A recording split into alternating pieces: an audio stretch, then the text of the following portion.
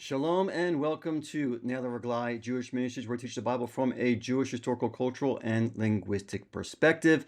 This teaching will be on Revelation chapter 16, and I've titled this teaching, When God Remembers Babylon. Now, in the previous teaching, as we finished chapter 16, we focused on the seventh bowl judgment and how part of this bowl judgment speaks of Babylon, as we read here in Revelation chapter 16, verse 19. Quote, Babylon the Great was remembered before God to give her the cup of the wine of his fierce wrath. So the seventh bowl does not give any further details about how Babylon will be remembered before God. So in light of this, I want us to think about the following questions as we go through Revelation chapter 17, because I think we find the answers to these questions. Number one, although Revelation 16:19 says that God's cup of fierce wrath will be given to Babylon, where do we see this play out in biblical prophecy? Number two, how will God pour out his wrath on Babylon in the end times? And number three, how and when will Babylon be remembered before God and receive God's cup of fierce wrath? Now, all three of these questions are sort of asking the same question in different angles. Basically, when and how will God remember Babylon, right, to pour out his judgment upon it? And I think we will find the answers here in Revelation chapter 17. So let's get right into the text, beginning with verses 1 to 6. Then one of the seven angels who had the seven bowls came and spoke with me, saying, Come here, and I will show you the judgment of the great harlot who sits on many waters, with whom the kings of the earth committed acts of immorality, and those who dwell on the earth were made drunk with the wine of her immorality. And he carried me away in the spirit into a wilderness, and I saw a woman sitting on a scarlet beast, full of blasphemous names, having 7 heads and 10 horns. The woman was clothed in purple and scarlet, and adorned with gold and precious stones and pearls, having in her hand a gold cup full of abominations and of the unclean things of her immorality. And on her forehead a name was written, a mystery, Babylon the Great, the mother of harlots and of the abominations of the earth. And I saw the woman drunk with the blood of the saints and with the blood of the witnesses of Yeshua.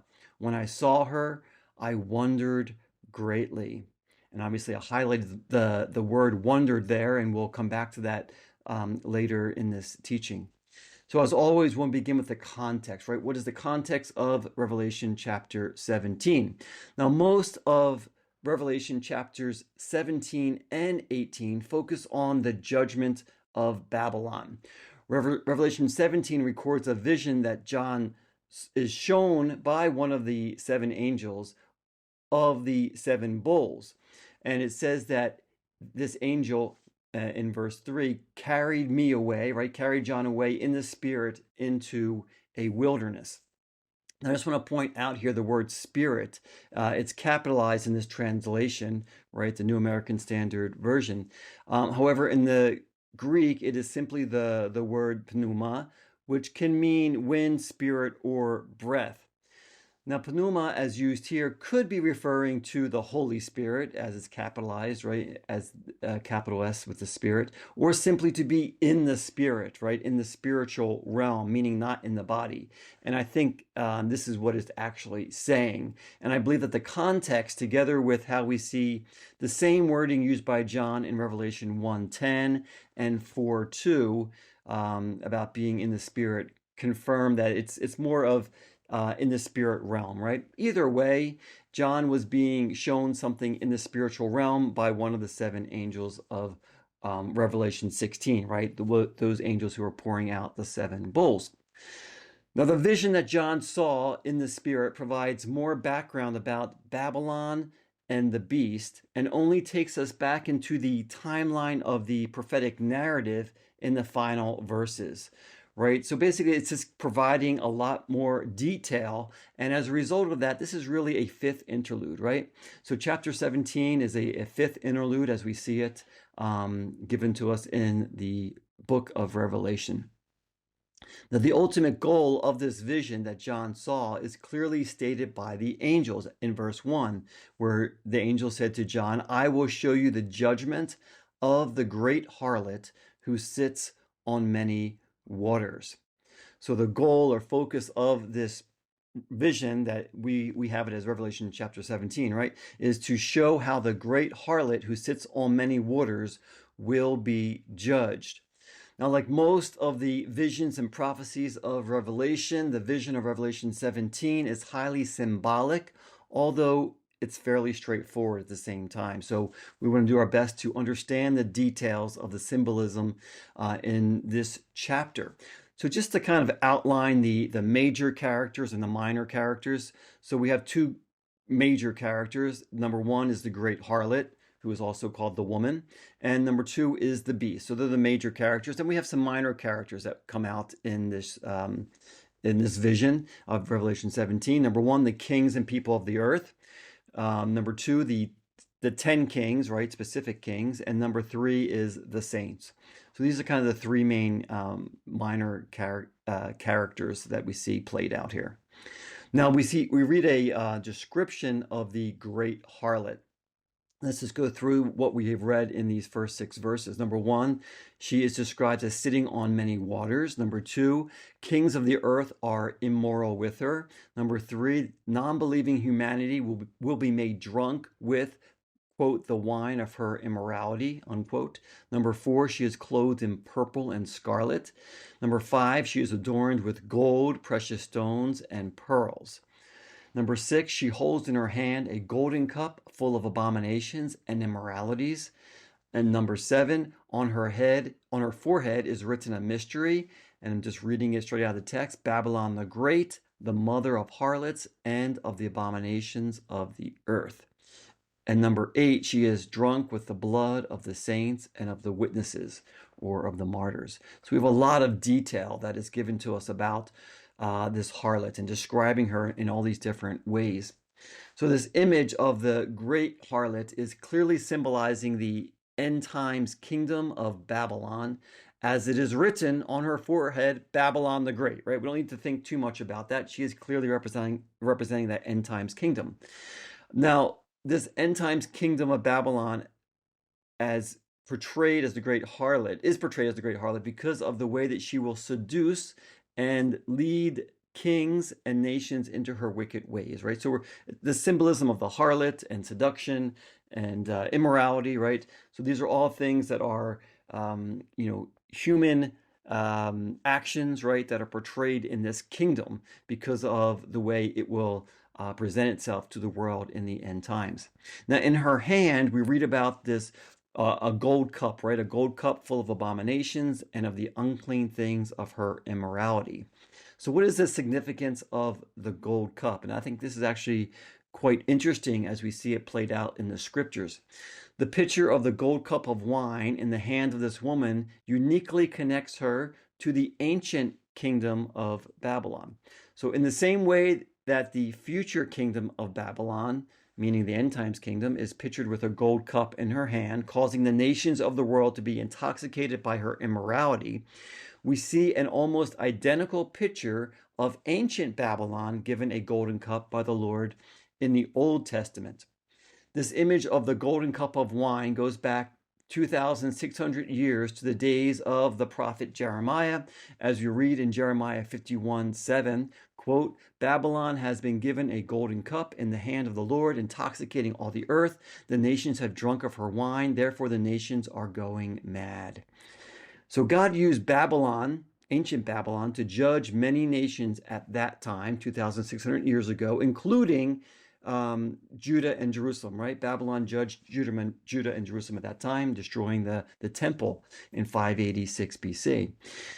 Now, this phrase gold cup, or the concept of a gold cup, is only used twice in the Bible from what I have researched. It's in Jeremiah 51:7 regarding ancient Babylon, and it's in Revelation 17:4 regarding current Babylon, right? So God later judged ancient Babylon and the nations by giving them a cup of wine of his wrath to drink at that time by his prophet Jeremiah, as we read in Jeremiah 25:15-16, where we read this, for thus the Lord, the God of Israel, says to me, to Jeremiah, right? Take this cup of the wine Take this cup of the wine of wrath from my hand, and cause all the nations to whom I send you to drink it. They will drink and stagger and go mad because of the sword that I will send among them. Now, in Jeremiah 25, there's a long list of nations whom God judged at that time, and this list ends with Babylon, who would also drink of God's cup of wrath. You can read that as I have it listed there on the screen, Jeremiah 25, 15 to 26. It's a long list of nations whom God judged at that time, 2,600 years ago. So in the same way that God judged the nations and ancient Babylon,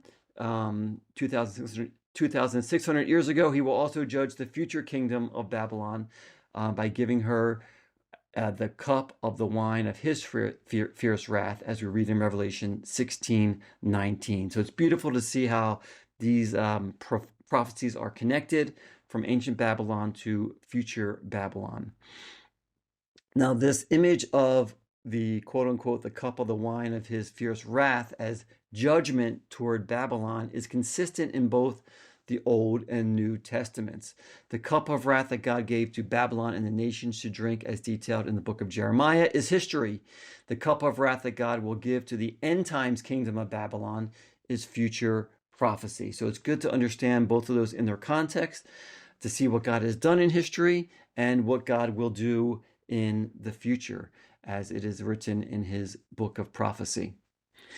Now, I also want to just point out here that this concept of a cup of wine in general, not particularly a gold cup, right, but in general, a cup of wine, it can be used either as a cup of blessing, as I noted here in Psalm 104:15, and in many other places in the scriptures, right? Wine is generally used for joy and a cup of blessing, or it can be used as a cup of judgment, as we see here, this golden cup of wine in Jeremiah and Revelation, where it's portrayed as a cup of judgment, right? So it's just important to understand how a cup of wine is used for both good and evil in a sense, right? Or there's a positive and a negative, understanding of that. We have to understand each one in its context. But the phrasing of the gold cup is only used twice, and that is in Jeremiah and Revelation, and they're both cups of judgment.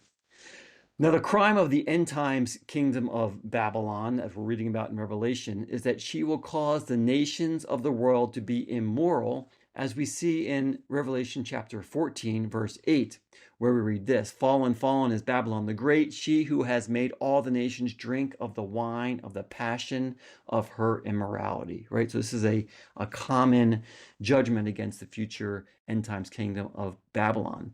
God will reciprocate by giving the future kingdom of Babylon the cup of the wine of his fierce wrath. So just as the future kingdom of Babylon will make many others intoxicated by her evil wine, right?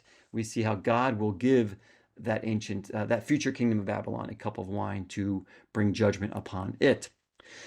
So again, the question that we asked at the beginning: how will the end times kingdom of Babylon, this future kingdom, be given the cup of God's fierce wrath? And this is the question we're wanting to answer as we go through Revelation chapter 17.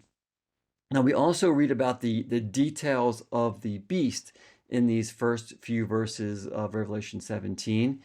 And just to summarize the description of the beast, as we specifically see in verse 3, we read how this beast is described with the color scarlet, possibly referring to royalty. He is full of blasphemous names.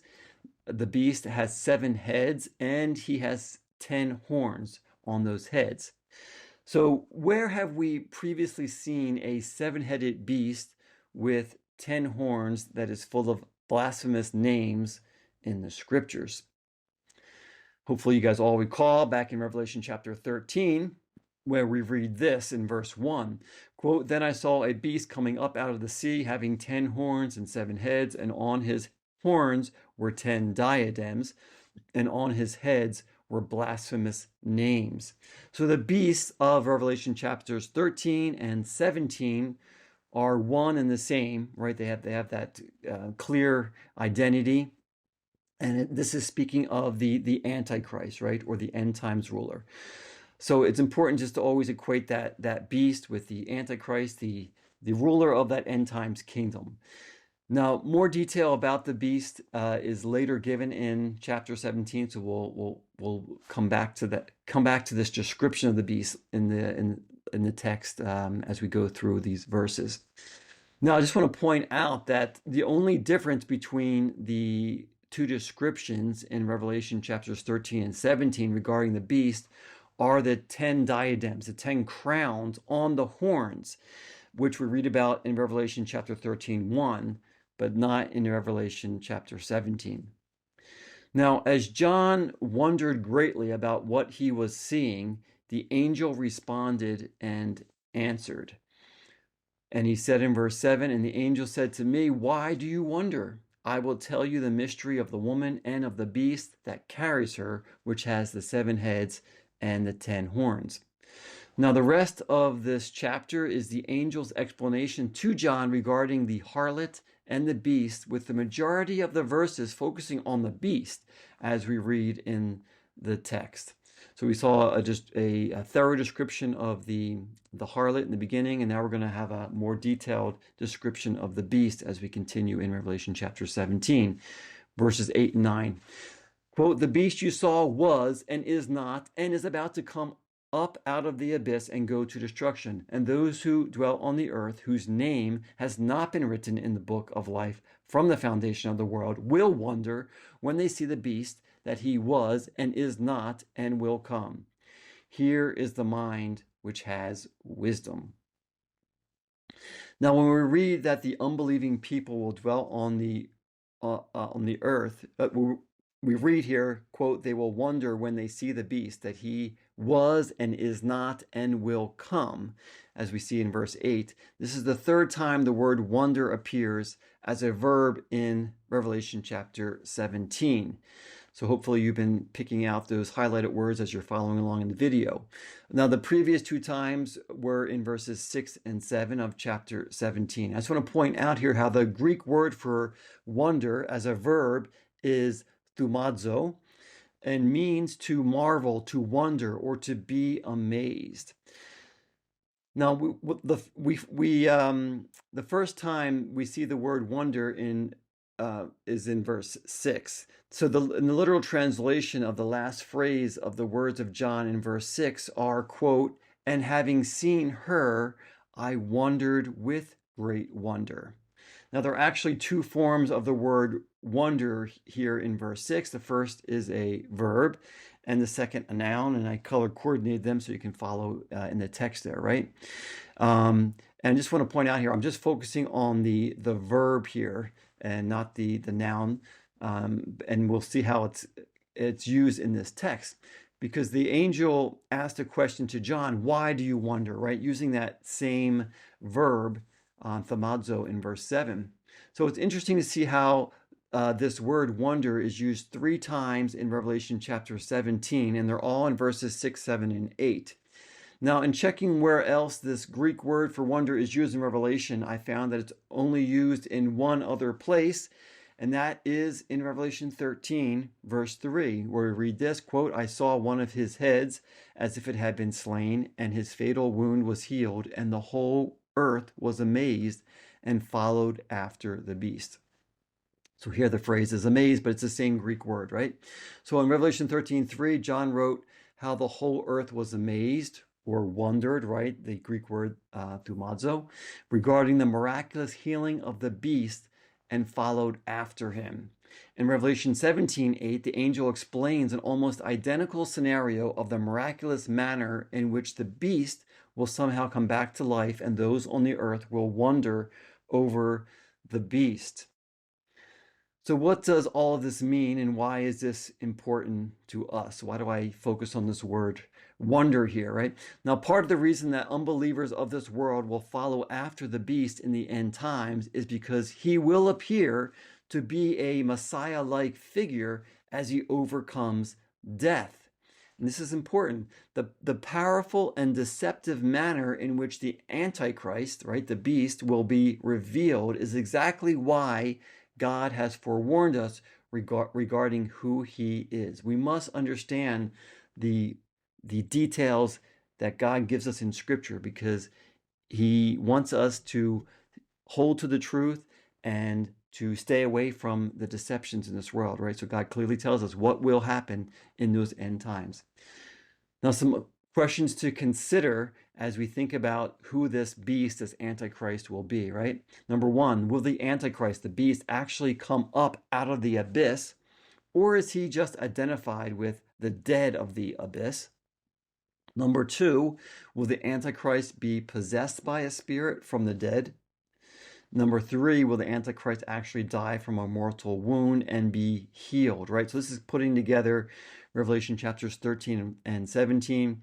We looked at these questions as well back in Revelation 13. And I don't have direct answers to these questions. These are some of the things that are mysterious.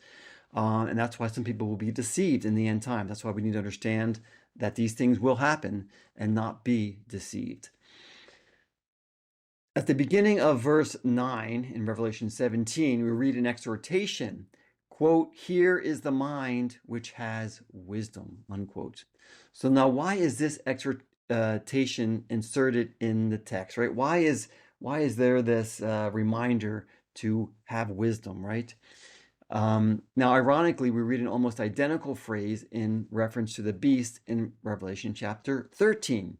In Revelation 13:18, where it says, quote, "Here is wisdom, let him who has understanding calculate the number of the beast, for the number is that of a man, and his number is 666, right? So this is obviously a well-known verse, but again, it begins with that phrase, "Here is wisdom," right? And then it describes the number of the beast, the Antichrist to come. Both Revelation chapter 13 and 17 contain an extensive explanation of the beast, or the Antichrist, and they also contain a word of exhortation regarding wisdom. It's as if God is saying, this is kind of my interpretation, right? Be wise and understand this one who is coming in great power in order to deceive the world. We have to be wise. We have to understand what God has written. And again, this is, I think, important as we understand the things to come regarding the end times scenario. And God tells us to be wise, to be on the lookout for these things. And I think we need to take heed to what He has given us in the details of His Scripture. As much as we can understand it, there is mystery there. We don't understand everything, but that which He has given us, we must do our best to understand it. Now, it's also worth noting a distinction in Revelation chapter 17 regarding those who will wonder over the beast in the end times and those who will not. So to read chapter 17, verse 8 again, "And those who dwell on the earth, whose name has not been written in the book of life from the foundation of the world, will wonder when they see the beast, that he was and is not and will come." So here we read about those who dwell on the earth and the distinction of those whose name has not been written in the book of life. Those are the ones who will wonder after the beast, right? True believers, those whose name is written in the book of life, will not follow after the beast. So there's a clear qualifier here. And this is important because there are some Bible teachers who want to use the phrase, quote, "those who dwell on the earth," unquote, as proof for the pre-tribulational rapture theory. And they're basically saying all earth dwellers are evil. They're the unregenerate. They have not been saved. And I think this is doing a great disservice to the Word of God. And it's kind of adding something there that I think is clearly explained in the text. The phrase, "those who dwell on the earth," as we see it, is a general phrase.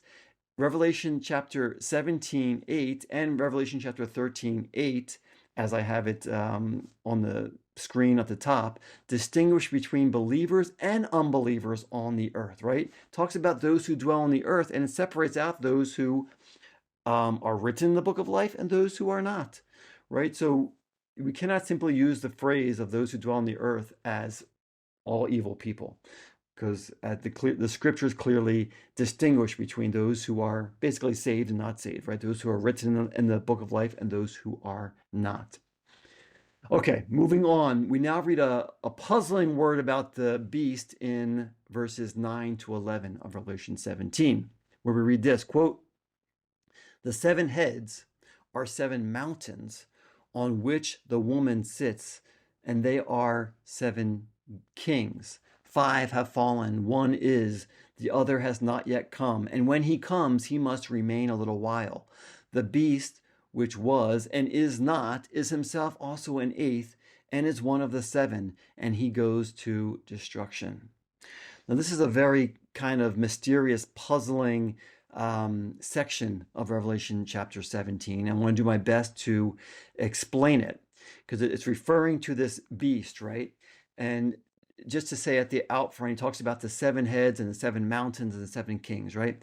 So since the woman, Babylon, is said to sit on 7 mountains representing 7 kings, we understand the mountains as the kings of the kingdom, right? That's the most natural understanding, and how this kingdom is speaking of Babylon, right? So it's kind of a picture of these 7 kings that are all of this evil kingdom, right, which is Babylon. And it speaks to them in this picturesque or symbolic way. So again, the 7 heads are 7 mountains, which are 7 kings. And this is going back to the picture of the beast, right? The beast with the 7 heads. Now, when John received this word, we read how the angel said that 5 of the kings had come and gone. 1 king was living at that time, and the 7th king was yet to come. So the beast is considered both past and future, and he is called an 8th king, yet he's also one of the 7. So what does this mean, right? How do we understand this explanation of the 7 heads as being 7 kings and 5 are gone, and 1 king was living at that time, 1 is yet to come, but he's the 7th, but he's also the 8th.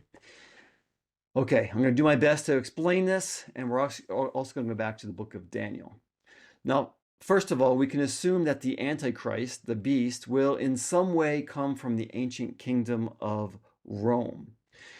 And I'll talk more about Rome in a little bit. Now, the description of the beast in Revelation chapter 17 as an 8th and is one of the 7 correlates with what we read in the prophecy of Daniel 7 regarding the little horn of the 4th beast, where we read this in Daniel 7:7-8, quote, "After this I kept looking in the night visions, and behold, a 4th beast, dreadful and terrifying and extremely strong, and it had large iron teeth. It devoured and crushed and trampled down the remainder with its feet, and it was different from all the beasts that were before it, and it had 10 horns. While I was contemplating the horns, behold, another horn, a little one, came up among them, and 3 of the first horns were pulled out by the roots before it. And behold, this horn possessed eyes like the eyes of a man, and a mouth uttering great boasts."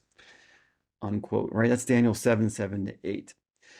Now, I previously thought that the 10 horns of the beast in Daniel 7 connected to the 10 horns of the 7-headed beast in Revelation chapters 13 and 17. However, I now see that the 10 horns of the beast in Daniel 7 actually correlate to the heads of the beast in Revelation chapters 13 and 17. Now, listen, I'm going to do my best to explain this, and if you don't fully understand it, that's okay. I encourage you to go back and listen to my teachings in the book of Daniel, especially Daniel chapter 7. And I'm just going to do my best here to explain how I see the connection of Daniel's 7 and Revelation chapters 13 and 17 regarding the Antichrist or the end times beast, right? Now, the 4th beast of Daniel 7 was described with 1 head and 10 horns, with a little horn, which came up later, right? That's what we clearly read in the text. Now, the angel explained to Daniel the meaning of the various horns, as you read in Daniel 7:24, where he says, quote, "As for the 10 horns, out of this kingdom 10 kings will arise, and another will arise after them, and he will be different from the previous ones, and will subdue 3 kings." So the little horn of Daniel 7 subdues 3 of the 10 kings, right? 3 of the 10 horns, or 3 of the 10 kings, which leaves 7 kings. Now, in my teaching on Daniel 7, I called the little horn an 11th king. And this is fitting in that context of Daniel 7. However, since the little horn subdues 3 kings, he can also be called an 8th king, right? Because you have 10 minus 7, and then he comes up, he's the 8th king, while being one of the 7 coming from that same kingdom, right? So understanding all of those horns as coming from one kingdom. So again, you have the 10 horns in Daniel 7. You have 3 horns that are taken out by the little horn. That leaves 7 horns. So then you have 7 horns plus the 1 little horn. That's the 8, right? Or the 8th king, or the 8th kingdom in a sense. So in both Daniel 7 and Revelation 17, the one who fills the role of the Antichrist in the end times, he's the little horn of Daniel 7, he's the beast in Revelation 17, is considered the 8th king of this kingdom. So hopefully that makes sense. I just want to also add that, again, I have the extensive teachings on my on the Nail Over Glide website, and one of those teachings in the Book of Daniel teaching series is on the Antichrist, and you can go check that out on nailoverglide.com, and it's Daniel 7 part 4, and the title of that is Identifying the Antichrist. And I go into further detail regarding the kingdom of Rome and how that ties together with the Antichrist in the end times. So I encourage you to go back and take a look at that. And just want to briefly describe it here, just to help understand the complexity of understanding the origin of the end times Antichrist, because Rome, in its height, is as we see it on the screen here, with the Western Roman Empire in red and the Eastern Roman Empire in purple here.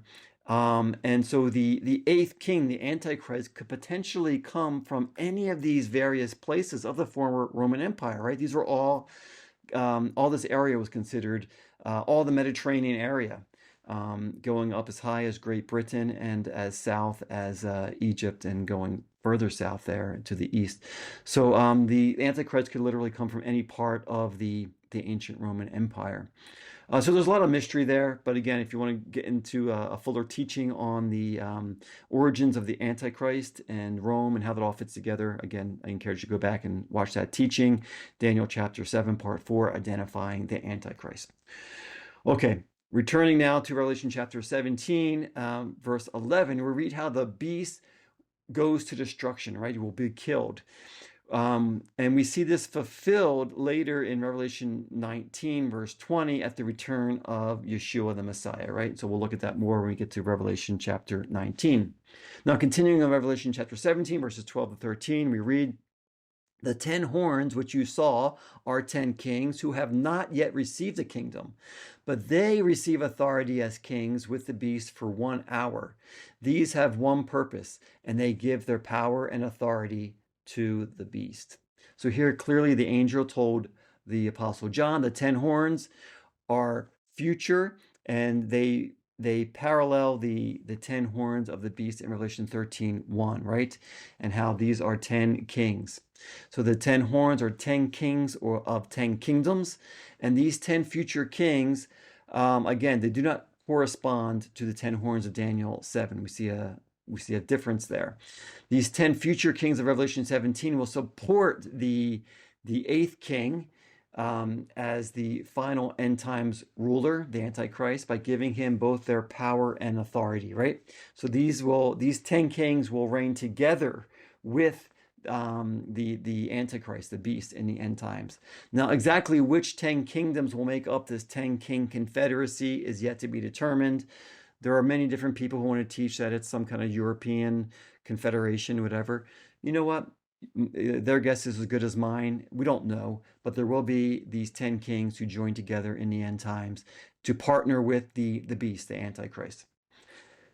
Now we read again of the final battle as we see it in verse 14, where we read this in Revelation 17, verse 14, "These will wage war," right? These meaning the 10 kings and the Antichrist, the beast. "These will wage war against the Lamb, and the Lamb will overcome them, because he is Lord of lords and King of kings, and those who are with him are the called and chosen and faithful." So here we read about those who will wage war against the Lamb. And this is the eighth king, who is the beast or the Antichrist, and the 10 kings who are dedicated to the beast, right? Now we also read in Revelation 16:14 how additional nations will most likely join the beast and the 10 kings in those days, right? It's going to be 10 main kings, but there's also going to be other kings and nations who join together in coming against the Lamb, against Jerusalem, in that final battle. Now, this is the same war referred to in Revelation chapter 16, verse 14, as quote unquote the war of the great day of God. And it is defined by its location, as we read in Revelation 16:16, Harmageddon. And as I understand it, as I explained in that teaching, that it's basically speaking of the mountain of Jerusalem, right? So again, you can go back and look at Armageddon, the teaching on that for more details. Now we know that Yeshua wins this final battle, as we read here in verse 14. The Lamb will overcome them because he is Lord of Lords and King of Kings. Then we read these same details in Revelation 19, verses 11 to 21, about that final battle when Messiah returns as Lord of Lords and King of Kings. We'll get to that in Revelation chapter 19. So now finally we come to the last 4 verses of Revelation chapter 17. And these last 4 verses bring to a conclusion the angel's explanation regarding the harlot, the nations, the beast, and the 10 kings. And we read this in the final 4 verses, quote, "And he said to me," the angel said to John, "the waters which you saw where the harlot sits are peoples and multitudes and nations and tongues, and the 10 horns which you saw and the beast, these will hate the harlot and will make her desolate and naked, and will eat her flesh and will burn her up with fire. For God has put it in their hearts to execute his purpose by having a common purpose and by giving their kingdom to the beast, until the words of God will be fulfilled.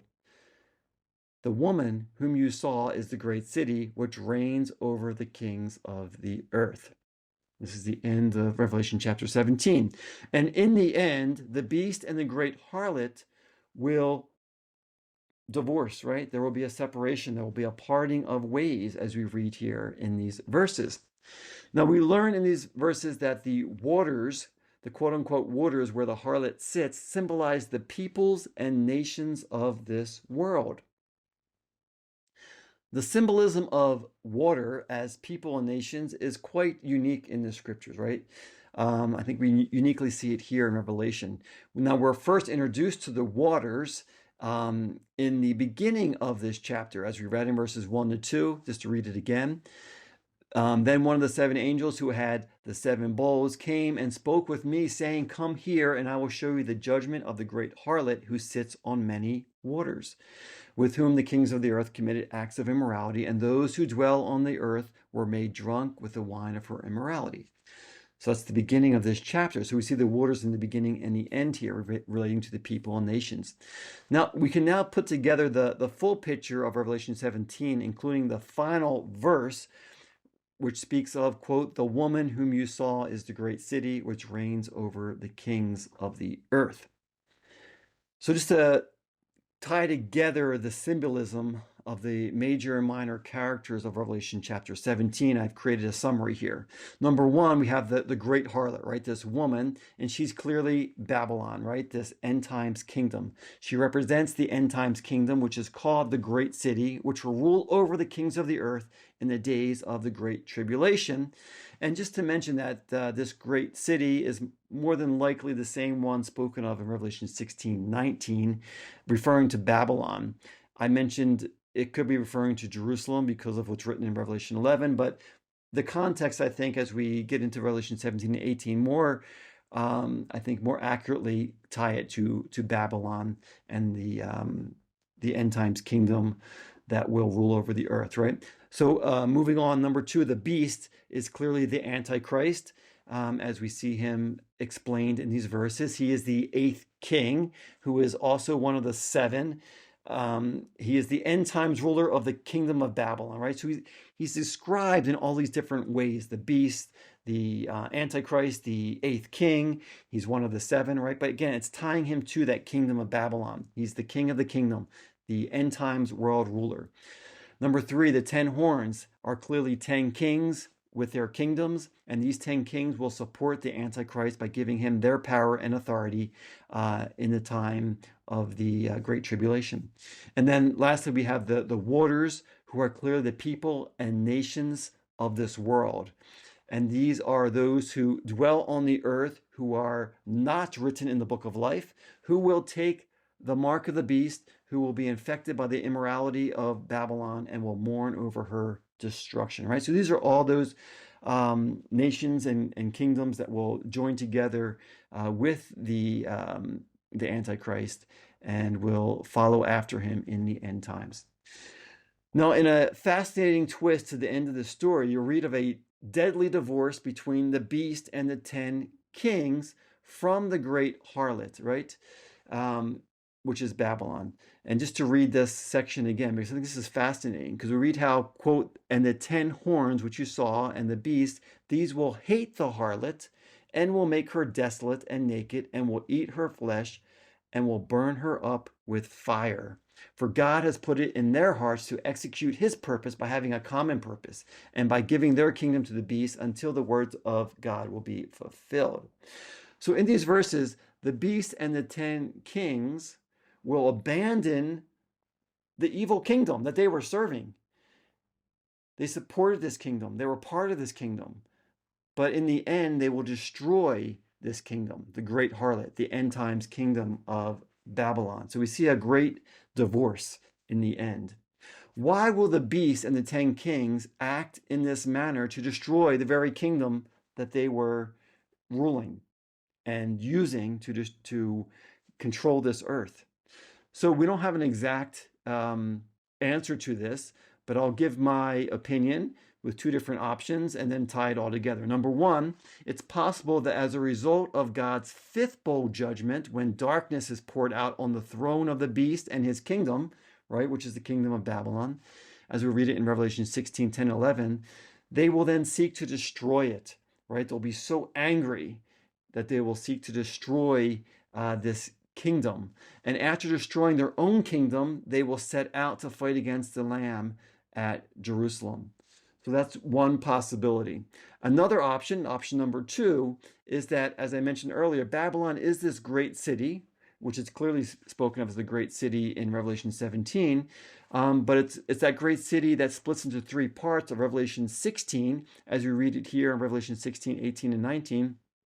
Quote, and there was a great earthquake, so great an earthquake was it, and so mighty the great city was split into 3 parts.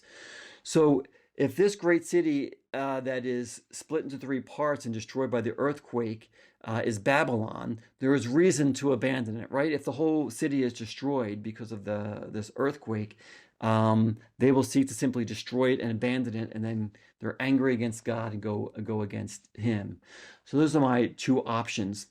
Now that's my opinion, right? Those 2 options. But now what we actually know from the text is that this destruction of Babylon is from God, right? As we read in Revelation 17:17, for God has put it in their hearts, right? The hearts of the Antichrist, the beast, and the 10 kings to execute his purpose by having a common purpose. So it will be a fulfillment of God's purpose that the beast and the 10 kings will destroy and burn the end times kingdom of Babylon, right? The very kingdom they were supporting.